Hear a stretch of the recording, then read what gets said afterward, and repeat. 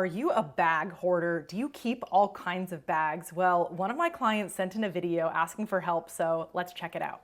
Hi, so I was just gonna make a video about all the bags that I have and that I'm a bag hoarder and how should I deal with all these bags that are taking over my life. And then I thought, oh, She contacted the right person.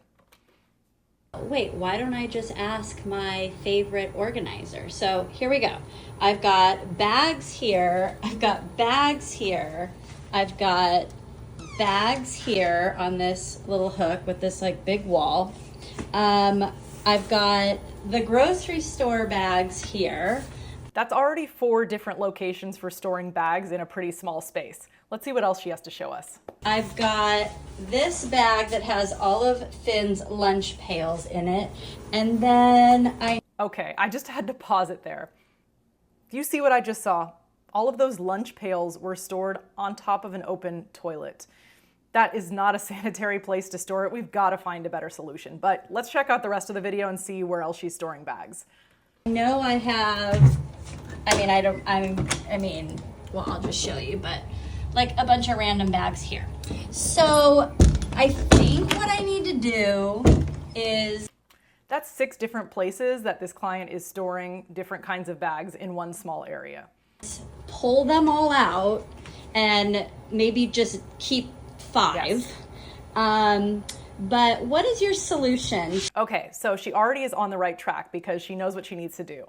The first step that I always recommend for people whenever they're trying to declutter any category is pull all of it out so that you can see exactly how much you have. It helps you to really better understand the situation. Of course, she knows that there is a problem with the amount of bags because she called herself a quote bag hoarder and knows that it's kind of hanging everywhere. But yes, I would absolutely recommend pull all of the bags out and sort them by type of bag within the bag categories, and then make a determination on how many to keep. But before I say my final thoughts about how many bags and where we should put them, let's see if there's anything else she wants to share with us.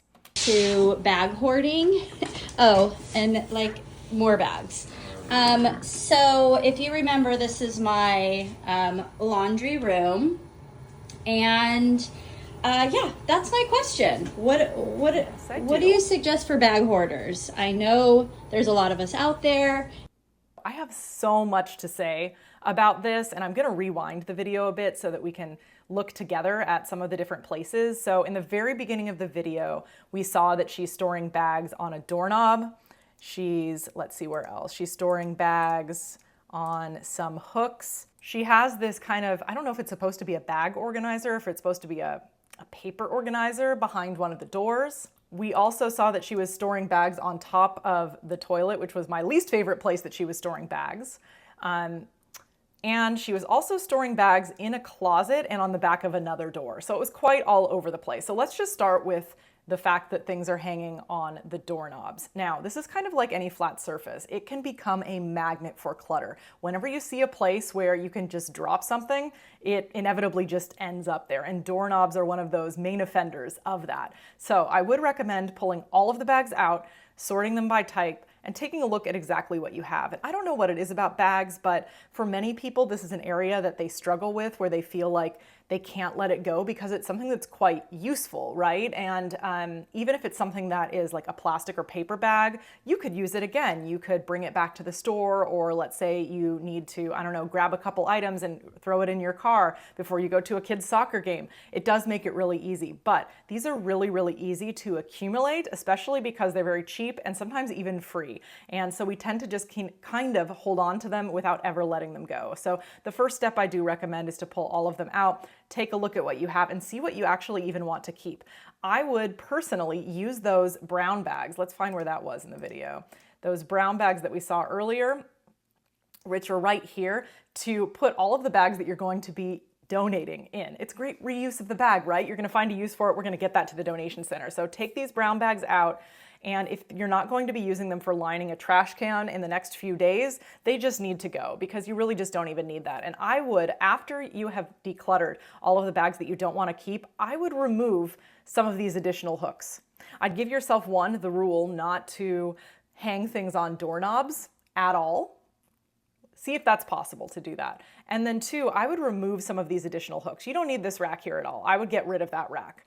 And then we did see a hook earlier in the video there. I would make that my bag hook, or the hook inside of the closet your bag hook, and decide that the total quantity of tote bags, let's say, that you're going to keep needs to comfortably fit on that hook.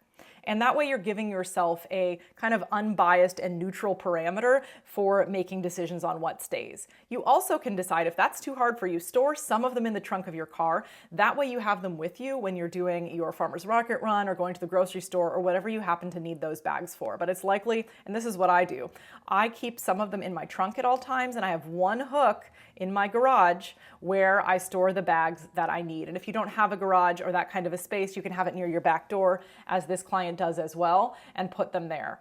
Now, let's move on to the area that really bothered me the most and I really want to address, and it's this area here with the lunch bags that are in a Trader Joe's bag, a bag in a bag, on top of this open toilet. And I also see that we're storing quite a lot of extra paper towels and toilet paper next to it, but that's not what this question is about. So we have to rehome these bags. This is not a place to store bags at all.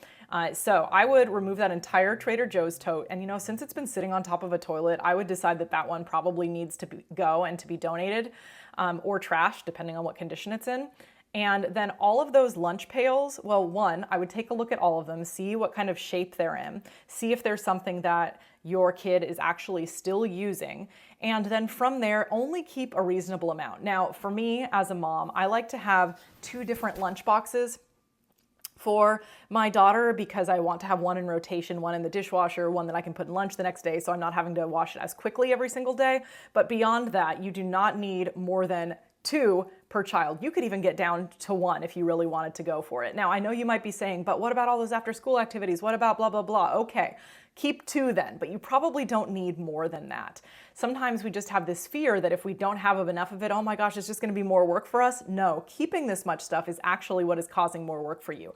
So after you have decluttered that, and let's try and keep the top of the toilet clear from literally anything, maybe an extra roll of toilet paper can go there. But after you've done that, you need to find a spot in your kitchen cabinets, which in this case for this client is right next to where this bathroom is. There is a kitchen right next to that. You need to find a spot where we can home those 2 bags that you are going to keep. And if that isn't going to work for you, and I bet it will if you do some organizing within your kitchen. I haven't seen all of your kitchen cabinets, so I'm not quite sure.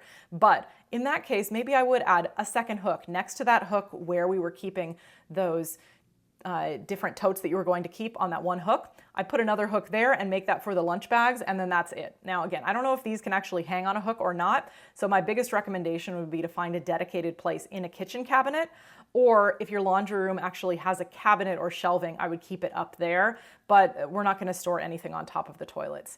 And I never refer to my clients as hoarders. Sometimes they self-describe that way. And I think in this case, the client is just feeling kind of overwhelmed by the quantity they have and having an inability to let things go. And I always like to describe to people when it comes to problems with clutter that we tend to struggle in 1, 2, or 3 of these areas. 1, the problem of accumulation. In other words, we're buying or bringing in too much stuff.